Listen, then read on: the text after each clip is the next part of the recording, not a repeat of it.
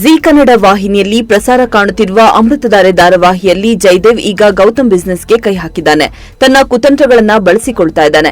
Gautam select ಮಾಡಿದ್ದ ಲೋಗೋವನ್ನ ತನ್ನ ಕಂಪನಿಯದ್ದು ಎಂದು ಜಯದೇವ್ ಮಾಧ್ಯಮಗಳ ಮುಂದೆ ಹೇಳಿಕೆಯನ್ನ ಕೊಟ್ಟಿದ್ದಾನೆ. ಅದೇ ವಿಚಾರವಾಗಿ ಗಲಾಟೆ ಮಾಡಲು ಚೂ ಬಿಟ್ಟಿದ್ದಾನೆ ಜಯದೇವ್. ಈಗ ಭೂಮಿ ಕೂಡ ಗೌತಮ್ಗೆ ಈ ಬಗ್ಗೆ ಪ್ರಶ್ನೆ ಇಟ್ಟಿದ್ದಾಳೆ. ಜಯದೇವ್ ಎಲ್ಲಾ ವಿಚಾರಗಳನ್ನ ಪ್ರೆಸ್ ಮೀಟ್ ಮಾಡಿ ಪಬ್ಲಿಕ್ ಮಾಡಿದ್ದಾರೆ. ಅಷ್ಟೆಲ್ಲ ಜಯದೇವ್ ಮಾಡಿದ್ರು ಯಾಕೇನು ಹೇಳಿಲ್ಲ ಅಂತ ಪ್ರಶ್ನೆ ಇಟ್ಟಿದ್ದಾರೆ. ಅದಕ್ಕೆ ಗೌತಮ್ ಮಾತನಾಡಿ, ಅವನಿಗೆ ಈ ಕಂಪನಿ ಮೇಲೆ ಎಷ್ಟು ಹಕ್ಕು ಇದೆಯೋ ಅಷ್ಟೇ ಹಕ್ಕು ನನಗೂ ಇದೆ. ಇದು ಪೇಪರ್ ಮೇಲಿನ ಸಂಬಂಧ ಅಲ್ಲ, ರಕ್ತ ಸಂಬಂಧ. ನಾನು ಲೀಗಲ್ ಆಗಿ ಫೈಟ್ ಮಾಡ್ತೀನಿ ಅಂತ ಹೇಳಿದ್ದಾನೆ ಗೌತಮ್. ಅತ್ತ ಜಯದೇವ್ಗೂ ಶಾಕ್ ಆಗಿದೆ.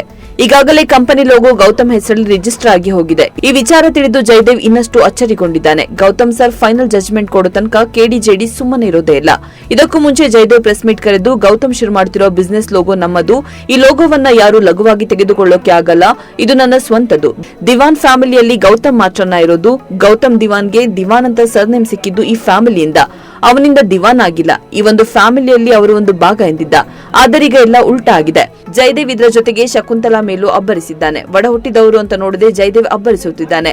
ಮುಂದೆ ಜಯದೇವ್ಗೆ ಇರೋ ಅಹಂಕಾರವೇ ಶಕುಂತಲಾಗೆ ಮುಳುವಾಗುತ್ತಾ? ಪಾರ್ಥ ಹಾಗೂ ತಂಗಿ ಗೌತಮ್ ಕಡೆ ಸೇರುತ್ತಾರಾ? ಶಕುಂತಲಾಗೂ ಜಯದೇವ್ ಕೆಟ್ಟ ದಿನಗಳನ್ನು ತರ್ತಾನಾ?